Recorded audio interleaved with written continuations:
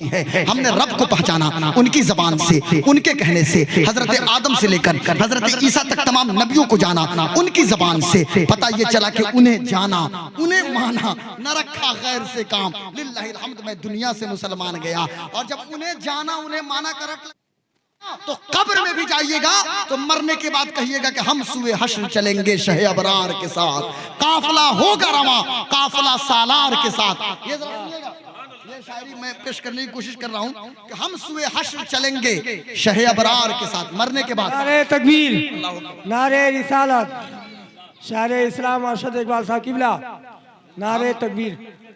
शायर इस्लाम अख्तर से फतेहपुरी, अख्तर नहीं मुजफ्फरपुरी, नारे तकबीर, नारे रिसालत। देखिए, हमारे बाद आपको हमारी जमात के बेहतरीन अनादिले गुलशन रिसालत से आपसे मुलाकात करनी है। जनाबे अरशद इकबाल अशरफी साहब किबला, हमारे मोहतरम कारी अख्तर ज़िया मुजफ्फरपुरी साहब, उनकी भी शायरी नात खानी आपको समात करनी है। फिर हम लोगों के हर दिल अजीज शायर कि जिनकी दावत पे सारे लोग तशरीफ लाए हैं, जनाबे सोराब कादरी साहब किबला। हाँ, इन्हीं ये आज सदर नशी हैं और फ़कीर को भी खिताब करने का मौका इनकी सदारत में मिल रहा है। मैं अर्ज़ करना चाहता हूँ मेरे दोस्तों, मेरे बुजुर्गों, मेरे भाइयों, सोराब भाई को भी हम लोगों को समात करना है तो प्रोग्राम चूँकि बदस्तूर चलता रहेगा और मैं तकरीर करके फिर हज़रत से इजाज़त लूँगा। मैं अर्ज़ करना चाहता हूँ मेरे दोस्तों, मेरे बुजुर्गों, मेरे भाइयों कि जब हम इंतकाल करेंगे, मरेंगे, तो मरने के बाद जब कब्र से उठेंगे ना तो सिर्फ एक ही नारा होगा, हम सुए हश्र चलेंगे शहे अबरार के साथ, काफिला होगा रवा, काफिला सालार के साथ। रह गए मंजिले सिदरा पे पहुंचकर जिब्रील, चल नहीं सकता फरिश्ता तेरी रफ्तार के साथ, लेकिन हम सुए हश्र चलेंगे शहे अबरार। सुभान अल्लाह। असलम भाई इस पे तवज्जो रहे कि रह गए मंजिले सिदरा पे पहुंचकर जिब्रील, चल नहीं सकता फरिश्ता तेरी रफ्तार के साथ, हम सुए हश्र चलेंगे शहे अबरार के साथ।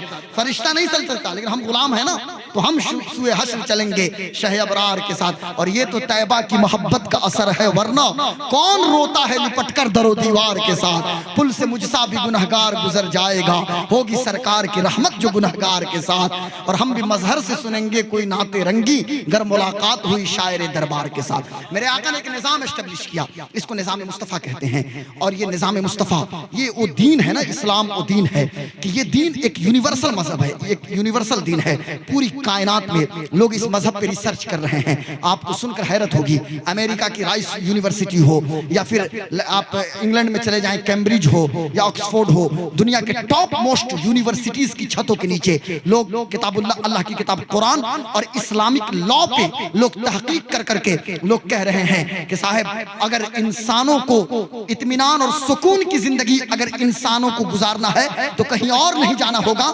मोहम्मदुर रसूलुल्लाह के दामन से वाबस्ता होना पड़ेगा। दुनिया का इंटेलेक्चुअल तबका, मुझे हैरत तो उस वक्त होती है जब चंद किताब पढ़ के सीवान में या छपरा या गोपालगंज में कुछ लोग चौक चौराहे पे बैठ के इस्लामिक लॉ का मजाक उड़ाना शुरू कर देते हैं। साहब हमारी वजह से इस्लामिक लॉ की धज्जियां उड़ाई जाती हैं और आज हमारी जमात में सो कॉल्ड लीडरों की कमी नहीं है। ये सो कॉल्ड लीडर्स जिनको तथाकथित नेता कहा जाता है, हिंदी में तथाकथित नेता, सो कॉल्ड इंटेलेक्चुअल यानी तथाकथित विद्वान, ये तथाकथित विद्वानों ने तो इतना इस्लाम को नुकसान पहुंचाया है। हर मामले में मुबारकबाद देने वाले ये बड़ी बड़ी बात जो करते हैं के साहब ये है वो है, और ये मुसलमानों में जो छुट भैया नेता हैं हर मामले में मुबारकबाद पेश कर देंगे, लेकिन इनको ये भी पता नहीं है कि हम क्या एमपी होंगे या एमएलए होंगे, उनको कभी हो ही नहीं सकते। लेकिन वो हर मामले में अपना जो कुछ नजरिया पेश करते हैं उनको करने दीजिए। अपना सिर्फ एक काम है, सिर्फ एक काम कि किसी की जय विजय हम क्यों पुकारें, क्या गरज हमको, हमें काफी है सैयद अपना नारा या रसूल अल्लाह, या रसूल अल्लाह का सिर्फ नारा है। तो मेरे आका ने जो निजाम एस्टेब्लिश किया पूरी दुनिया इसको मान रही है और इसको निजाम मुस्तफ़ा कहता है। अब जो आखिरी लम्हे में मेरी गुफ्तगू जा रही है, निजाम मुस्तफ़ा, ये निजाम मुस्तफ़ा है क्या, ये निजाम मुस्तफ़ा है क्या, निजाम मुस्तफ़ा चाहता क्या है। मेरे आका ने जिस निजाम को एस्टेब्लिश किया है, ये निजाम मुस्तफ़ा चाह क्या रहा है। आज कुछ लोग कह देते हैं साहब पाकिस्तान जो लोग चले गए वो निजाम मुस्तफ़ा की बात करने वाले हैं, हम इंडिया में निजाम मुस्तफ़ा की क्या बात करेंगे। हम उनसे कहना चाहेंगे इंडियन कॉन्स्टिट्यूशन, भारतीय संविधान भी आपको नहीं रोकता, आप चाहे तो निजाम मुस्तफ़ा के मुताबिक जिंदगी गुजारें। मुझे बताइए क्या कॉन्स्टिट्यूशन आपको नमाज पढ़ने से रोकता है? नहीं ना। क्या कॉन्स्टिट्यूशन आपको रोजा रखने से रोकता है? नहीं, आपको खुद नमाज पढ़ना है। अब आप खुद नमाज ना पढ़ें और बड़ी बड़ी बात करें तो ये तो अलग बात है। क्या गवर्नमेंट के कहने पे हम पड़ोसियों के हुकूक की बात करेंगे। नहीं भाई, हमारे लिए तो रसूल पाक की बात सर्वोपरि है। क्या गवर्नमेंट के कहने पे हम ये करेंगे कि अपनी सड़क को साफ रखें, अपने रास्ता को साफ रखें? ऐसा तो कुछ नहीं है, हमें खुद करना है। चूंकि ये इस्लामी निज़ाम है, निज़ाम मुस्तफ़ा के अंदर उसका एक अपना निज़ाम इबादत है, जिसमें नमाज, रोज़ा, हज व ज़कात, ये इस्लाम का निज़ाम है। सिर्फ इस्लाम नमाज, रोज़ा, हज व ज़कात का नाम नहीं है। फिर इस्लाम का एक निज़ाम है, निज़ाम सियासत। लोग कहते हैं सियासत से इस्लाम का क्या ताल्लुक? अस्तग़फिरुल्लाह माज़ल्लाहि रब्बिल आलमीन। अरे कितने बेवकूफ़ लोग हैं, जब जलसा में पोस्टर छपाते हो तो लिखवा देते हैं जलसा को सियासत हाज़रा से कोई ताल्लुक नहीं, और जब CAA, NPR, NRC की बात होती है तो वही लोग जो जलसा में लिखाते हैं कि जलसा को सियासत हाज़रा से कोई ताल्लुक नहीं, कहते हैं मौलाना लोग चुप क्यों बैठे हैं, मौलाना लोग खामोश क्यों बैठे हैं? अरे आपने तो अपने आलिम को पहले ही कह दिया सियासत हाज़रा से कोई ताल्लुक नहीं। बताना ये चाहता हूं, अरे हम उस सियासत को सियासत ही नहीं समझते जो इस्लाम के खिलाफ हो। अगर इस्लामिक लॉ के खिलाफ है तो फिर सियासत नहीं है, वो गंदी राजनीति है, उसे हम सियासत नहीं कह सकते हैं। इसलिए मैं आप हज़रात से कहना चाहता हूं, इस्लाम का एक अपना सियासी निज़ाम, इस्लाम का एक मुआशरती निज़ाम है, एक समाजी निज़ाम है, मजहबी निज़ाम है।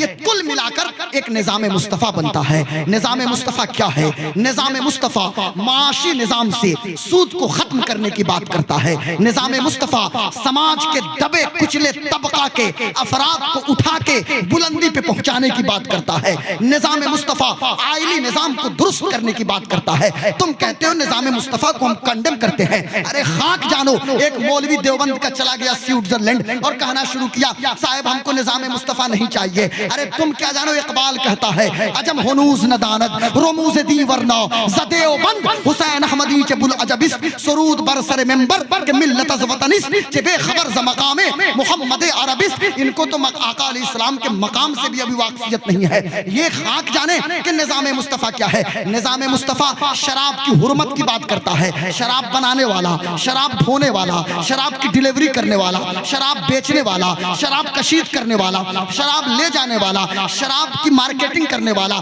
सबकी हुर्मत की बात निज़ाम मुस्तफ़ा कर रहा है। और उसी निज़ाम मुस्तफ़ा के फॉलोवर हज़रत अली कर्रमल्लाहु वजहुल करीम हैं, मौलाए कायनात, इमामुल मशारिक वल मगारिब, हल्लालुल मुश्किलात वन नवाइब। सैयदना सरकार हज़रत अली फरमाते हैं कि जिस समंदर के किनारे शराब का एक कतरा भी गिर जाए तो मैं मुनासिब नहीं समझता कि मैं उस किनारे से अपने घोड़े को पानी पिलाऊं। अल्लाहु अकबर। अब आप समझ सकते हैं ये हजरत अली का तकवा है। ये निज़ाम मुस्तफ़ा इन चीज़ों की बात करता है। निज़ाम मुस्तफ़ा लड़कियों के साथ अदलो मसावात की बात करता है। निज़ाम मुस्तफ़ा पर्दा के कॉन्सेप्ट की बात करता है तो बाप की जायदाद में बेटी के हक की भी बात कर रहा है। निज़ाम मुस्तफ़ा शादी के बाद जहाँ बीवी के नानो नफ़्का और सुकना का जिम्मेदार शौहर को ठहराता है तो बाप से भी महरूम नहीं करता, बल्कि बाप की जायदाद में भी विरासत में हक रखता है। निज़ाम मुस्तफ़ा मजदूर को पसीना सूखने से पहले उजरत देने के पैगाम की बात करता है।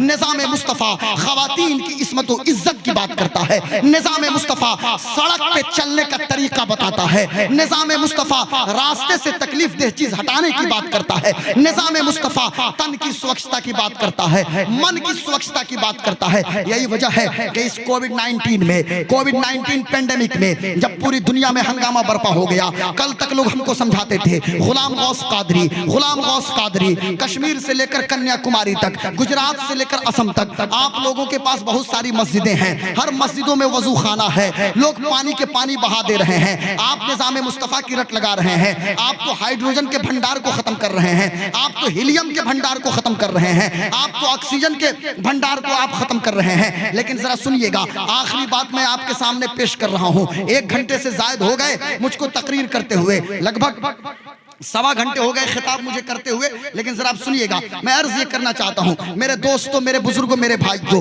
कल तक लोग हमको समझाते थे कि फजर में वजू, जोहर में वजू, असर में वजू, मगरिब में वजू, इशा में वजू, आप इतना वजू बनाते हो, कुरान पढ़ने के लिए वजू, नमाज पढ़ने के लिए वजू, काबे के तवाफ के लिए वजू, पानी को आपने खत्म कर दिया। इंडिया में नहीं बल्कि पूरी दुनिया में मुसलमानों को जिम्मेदार ठहराया जा रहा था। ये ग्लेशियर खत्म हो रहा है, आर्कटिक से बर्फ पिघल रही है, मुसलमान जिम्मेदार जिम्मेदार हैं, पानी खत्म हो रहा है, मुसलमान जिम्मेदार हैं। लेकिन आपको सुनकर हैरत होगी, जब नवंबर दिसंबर से कोविड का हंगामा चला और 12 मार्च 2020 को जब WHO ने, वर्ल्ड हेल्थ ऑर्गेनाइजेशन ने, विश्व स्वास्थ्य संगठन ने जब ऐलान किया कि कोविड-19 इंटरनेशनल पेंडेमिक है, तो इंडिया की धरती पे एम्स हो, पटना में IGIMS हो, PMCH हो, लखनऊ में जो भी हो, जो मेडिकल यूनिवर्सिटी हो, या फिर रिम्स हो जो रांची के अंदर है, या कलकत्ता का मेडिकल कॉलेज हो, हर जगह के डॉक्टर बैठ गए। सबने कहा कि बेहतरीन क्या है वो चीज है कि जिसको हम सैनिटाइजर के तौर पे इस्तेमाल करें। क्योंकि सैनिटाइजर सबको पता है, मास्क सबको पता है, सोशल डिस्टेंसिंग सबको पता है। कोविड से बचना है, सोशल डिस्टेंसिंग इख्तियार करो। कोविड से बचना है, मास्क लगा लो। कोविड से बचना है, अभी वैक्सीन उस वक्त नहीं आई थी, वैक्सीन नहीं आई है, सोशल डिस्टेंसिंग को फॉलो करो। और आज भी वैक्सीन आने के बावजूद भी मेड इन इंडिया वैक्सीन है, लेकिन फिर भी लोग कह रहे हैं कि सोशल डिस्टेंसिंग जरूरी है, मास्क लगाना जरूरी है। और आज भी लोग कह रहे हैं कि हाथ को खूब धुलो, घर से बाहर निकलो तो हाथ धुलो, घर में आओ तो हाथ धुलो, घर से बाहर जाओ कुल्ली करो, घर में आओ तो कुल्ली करो, घर से बाहर जाओ नाक में पानी चढ़ाओ, किसी से मिलो नाक में पानी चढ़ाओ, चेहरा धुलो। और मुझ तक तो कुछ बातें ऐसी पहुंची हैं, कुछ डॉक्टरों ने हमसे कहा, हजरत हमारी निजी मजलिसों में तो ये बात हो रही है कि सबसे बेहतरीन सैनिटाइजर वो है जो मुसलमान नमाज से पहले करते हैं। यार नमाज से पहले कौन सैनिटाइजर है? दोनों हाथों को यहाँ से धुलो, चेहरे को धुलो, मसा करो, पैर धुलो। बड़े बड़े डॉक्टर्स, इंडिया की बात नहीं करता, कैम्ब्रिज ऑक्सफोर्ड की बात कर रहा हूँ, दुनिया की टॉप मोस्ट मेडिकल इंस्टीट्यूशंस के जो डॉक्टर्स हैं वो कह रहे हैं कि सबसे बेहतरीन सैनिटाइजर है तो वजू है। अरे करोड़ों सलाम हो आमिना के लाल की तुरबत पे कि मुस्तफा आप आए, आपके सदक़े में अल्लाह ने वजू जैसी नेमत हमें अता फरमाया।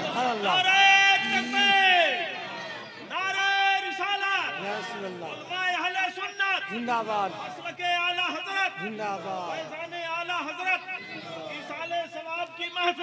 ये है इस्लाम मेरे दोस्तों। वजू, वजू क्या है? तो वजू की बेपनाह बरकत है, वजू एक नूर है, वजू अल्लाह के राजों में से एक राज है, वजू इस्लाम की अजमत की निशान है, वजू तमाम इबादतों की शाह कलीद है, मास्टर की of all prayers and all इबादत, तमाम इबादत के मास्टर की शाह कलीद वजू है। वजू है तो बरकत है। बावजू रहने की कोशिश करें, बावजू रहने की बेपनाह फजीलत है, बावजू रहेंगे चेहरे पे नूर होगा, बावजू रहेंगे दुरूद सलाम की कसरत खुद ब खुद होने लगेगी, बावजू रहेंगे आका अलैहिस्सलाम की कुर्बत मैसर आ जाएगी। अमरे ताबुदी वजू है, इसलिए वजू हमेशा बनाने की कोशिश करें। और डॉक्टर्स कह रहे हैं बेहतरीन सैनिटाइजर वजू। अरे आज आपको समझ में आया, आज समझ में आया आमिना के लाल सब्ज गुंबद के मकीने मुकद्दस पे जो कुरान उतरा, उस कुरान में कहा गया या अय्युहल्लज़ीना आमनू इज़ा कुमतुम इलस्सलात फ़ग़सिलू वजूहकुम व अयदीयकुम इलल मराफ़िक़ वमसहू बिरुऊसिकुम व अर्जुलकुम इलल काबैन। ये फरमाया जा रहा है कि वजू की इतनी बरकतें और फजीलतें। अल्लाह की बारगाह में दुआ है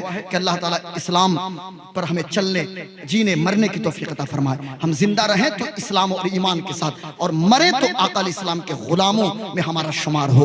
और कल क़यामत के दिन भी उठें तो हम कहते हुए उठें कि हम सुए हश्र चलेंगे शह अबरार के साथ। इकबाल कहता है लौह भी तू, कलम भी तू, तेरा वजूद अल किताब, गुंबद आब जीना रंग तेरे मुहीत में हबाब, आलम आब खाक में तेरे ज़हूर से फरोग, ज़र्रे रेख को दिया तूने तुलुए आफ़ताब। शौक तेरा अगर न हो मेरी नमाज का इमाम, मेरा क़याम भी हिजाब, मेरा सुजूद भी हिजाब। शौकत संजरो सलीम तेरे जलाल की नमूद, फ़क्रे जुनेद बायज़ीद तेरा जमाल बेनकाब। तेरी निगाहे नाज से दोनों मुराद पा गए, अक्ल ग़याब जुस्तजू इश्क हुजूर इस्तिराब। अल्लाह की बारगाह में दुआ है कि अल्लाह ताला हमें नेक बनने और नेकों के रास्ते पे चलने की तौफीक अता फरमाए। अस्सलामु अलैकुम व रहमतुल्लाहि व बरकातुहू। 1 घंटे 25 मिनट की तकरीर से अगर आप में से किसी को तकलीफ पहुंची हो तो माफ करेंगे। इंशाल्लाह जिंदगी सलामत रही तो फिर किसी मौके पे लंबी चौड़ी तकरीर होगी। कम बोलें, ज्यादा अमल करने की तौफीक अता फरमाए। अस्सलाम वालेकुम।